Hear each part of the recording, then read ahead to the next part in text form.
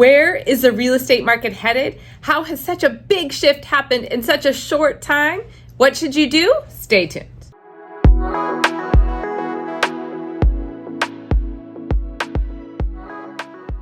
Hi, I'm Theresa Wellman with HomeownerExperience.com. Today we're going to talk about a question that I keep getting is, where is the housing market headed? Or worse yet, I hear people saying, I'm pausing my search, I don't know what to do, I'm just going to wait. So today I'm going to discuss more details, merge my 18 years of experience with actual data. Now, I don't have a crystal ball, but I do have a lot of experience and have gone through several different markets, ups and downs. I was selling real estate in 2007, 2008. I bought a home in 2001 when the market was pretty crazy, right around the dot-com bust time frame. So we're going to pull all of that perspective in today to help you understand this a little further. I know the headlines are full of fear about the economy and inflation and market crashes, rising mortgage rates. Oh, how does that relate to San Jose market? Let's get into it. The simple facts are that buyer activity is down and inventory is up from 2021. But I want to talk about the pre-pandemic markets and look how that compares to today. So let's first talk about the pandemic changes to the real estate market. First, there was extra demand for larger spaces due to people working from home. And second, there were extra low interest rates. Look at this chart here on the screen of 30-year perspective, and in this yellow bubble, the pandemic years. Look at how low that was. We've never seen interest rates that low in over 30 years. So those things definitely fueled the market. Okay, so let's zoom out and have a little bit of perspective. First, let's talk about home buying. Ultimately, when you're buying a home, the thing that matters most is that monthly payment. And of course, the cost to move in, like what kind of repairs or upgrades are you going to have to do to the property? But then also your long-term goals. I always talk with clients about their goals and trying to plan to be in the house for at least 7 years. So what are you going to need 7 years from now to still be in this house comfortably? Those are things that we discuss. And the reason for that is that number is based on actual data and experience that it helps you to weather any of the market ups and downs. For example, let's say you bought in the absolute worst time historically recently at the peak of the market in 2007, right before it crashed in 2008. Would that 7-year rule apply? Well, look at this. Actually, it does. So if you kept that 7 years till 2014, from the middle summer where this peaked to the summer peak in 2014, you would have had $129,000 worth of profit in equity. So you know what? If the numbers work out for you, you should move forward with your plans because not only is a property a shelter, it can be an investment long-term if you take care of it. And your best hedge against inflation, which there's a lot of buzz about that right now, is locking in your housing costs. So let's keep going in this. If you're looking to sell, you probably have owned it for at least 7 years or hopefully, but even in this market, it doesn't have to be that bad or that long. You don't want to say would have, could have, because if you look at the market prices today and subtract 7 years ago, you know how much profit there's been? $711,000. Wow, that is huge. Now, this is from those average prices in Santa Clara County. And so it's not about the timing, it's about the numbers working out for you. If you want to know more about market timing, you should definitely check out the video I have about that.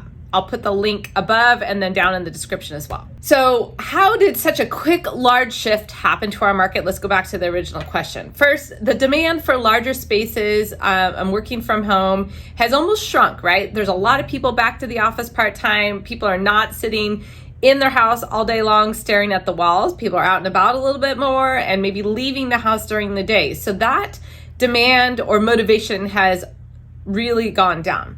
The second thing is investments and accounts and down payments have really shrunk with the stock market volatility that we've seen in 2022.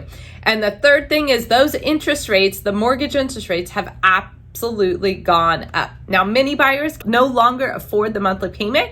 So obviously, if that's the case for you, then you can't be buying now. But if you can afford the monthly payment, then you really should seriously consider staying in the market and sticking to your plans.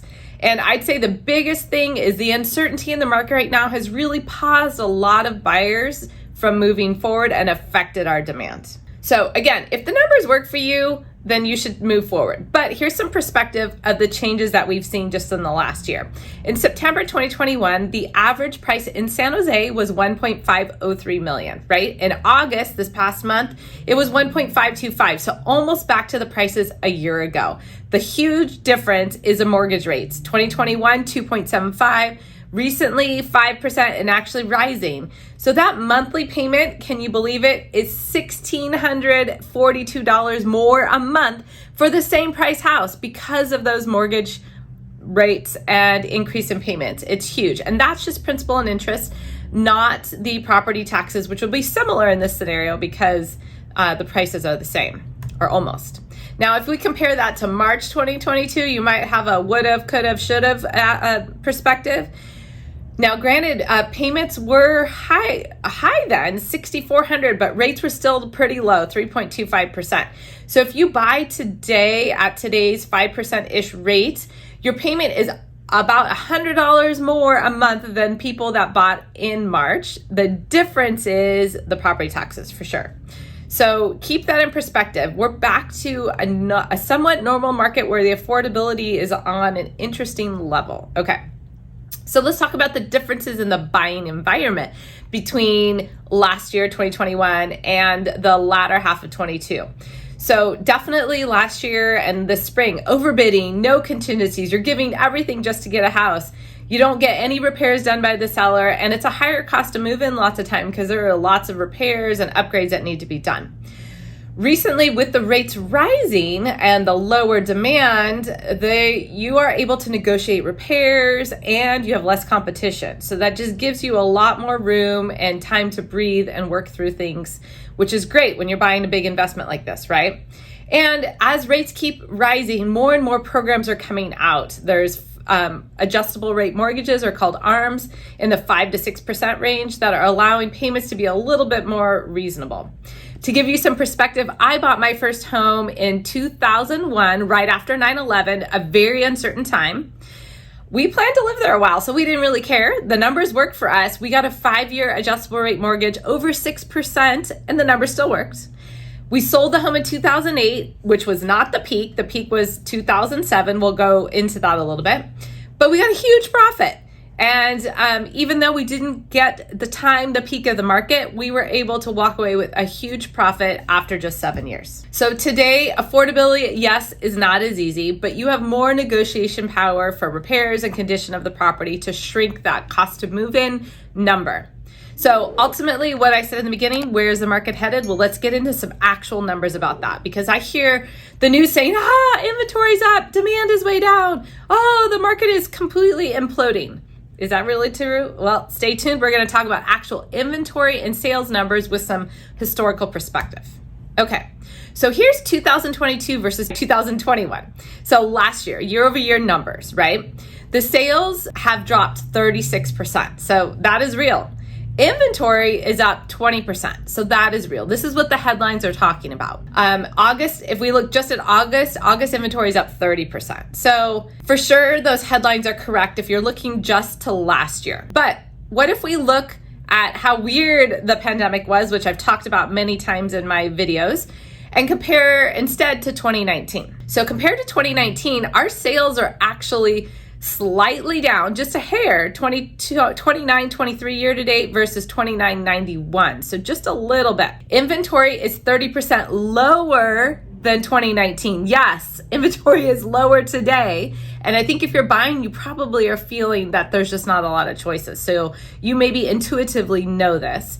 August inventory is also way down from 2019. So that is counter what those headlines are saying, right? Now, I want to go back even further to this time where we were in a more of a normal growth, stable market of 2013 to 2016. Let's look at those numbers. So I did each year and averaged it and compared it to 2022. So yes, 2022 sales year to date are down. Inventory though, look at how much lower inventory is. Inventory is not up anywhere close to those years. So that is something to keep in mind, that of course headlines you got to take with a grain of salt. So the bottom line is many buyers are fearful of not moving forward, but if the numbers work for you, make your move. Sellers still have great profit if they've owned a home for a few years or more. And like I said, if you've owned it for 7 years, $700,000 profit, still on average, it's pretty amazing. So the ultimate bottom line is you need to work with an expert who really knows the market data, plus has experience working in these different markets, writing contracts and negotiating repairs, what is normal in a normal market. So we are definitely in a somewhat normal market with lower inventory still than a lot of our normal San Jose markets, but yes, sales are slightly down as well. So watch next. What you need to know about timing the market. It's a great video I have done a while ago. And then download a home buyer or seller guide to get started on your research. I look forward to connecting.